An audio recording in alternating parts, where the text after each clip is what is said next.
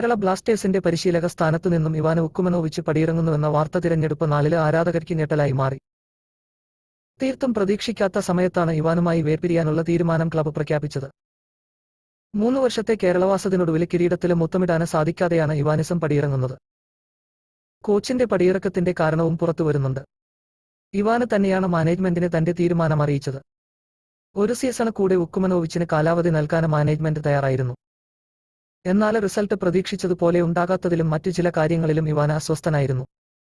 ഒഡീഷയ്ക്കെതിരായ play off നോക്കൌട്ടിലെ തോൽവിക്കു ശേഷം തന്നെ Ivan തീരുമാനമെടുത്തിരുന്നു.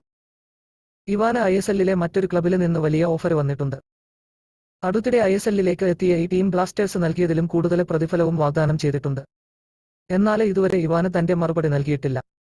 Blasters വിട്ടാല് ഇന്ത്യയില് വേറൊരു ക്ലബിനെയും പരിശീലിപ്പിക്കില്ലെന്ന് ഇവാന് മുമ്പ് ആരാധകർക്ക് ഉറപ്പു നൽകിയിരുന്നു. പുതിയ സംഭവവികാസങ്ങളുടെ പശ്ചാത്തലില് ഈ തീരുമാനത്തില് ഉറച്ചുനിൽക്കുമോ എന്ന കാര്യത്തില് ഉറപ്പില്ല. അതേസമയം സ്വദേശത്തു നിന്നും താരത്തിന് ഓഫർ വന്നിട്ടുണ്ടെന്ന വാർത്തകളും പുറത്തുവരുന്നുണ്ട്. ഈ ഓഫർ സ്വീകരിക്കാനുള്ള സാധ്യത കൂടുതലാണ്. കാരണം സ്വന്തം നാട്ടില് നിന്ന് 3 വർഷമായി മാറി നിൽക്കേണ്ട അവസ്ഥയിലാണ് ഇവാന്. ഇന്ത്യയിലെ കനത്ത ചൂടും ഇവാന് വലിയ പ്രശ്നങ്ങള് സൃഷ്ടിക്കുന്നുണ്ട്.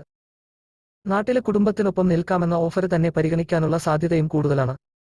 ഇക്കാര്യങ്ങളിലെല്ലാം 1 മാസമെങ്കിലും എടുത്തു മാത്രമേ തീരുമാനത്തില് എത്താന് സാധ്യതയുള്ളൂ.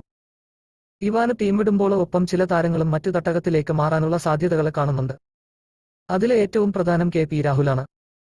ചെന്നൈയിന് FC, പഞ്ചാബ് FC, മുഹമ്മദൻസ് ടീമുകളാണ് താരത്തെ നോട്ടമിട്ടിരിക്കുന്നത്. ഇക്കഴിഞ്ഞ സീസണില് തീർത്തും നിറമങ്ങിയ പ്രകടനമായിരുന്നു രാഹുലിന്റേത്. കോച്ച് ഇവാന്റെ താൽപര്യത്തിലാണ് രാഹുല് പല കളികളിലും ആദ്യ 11-ല് സ്ഥാനം പിടിച്ചത്. അടുത്ത സീസണില് ടീം വിടുന്നതിനായി പുതിയ കരാറിലും രാഹുല് ഒപ്പിട്ടിരുന്നില്ല. ബ്ലാസ്റ്റേഴ്സ് വിട്ടുപോകുന്ന മറ്റൊരാള് ഗോളടിയന്ത്രം ദിമിത്രിയോസാണ്.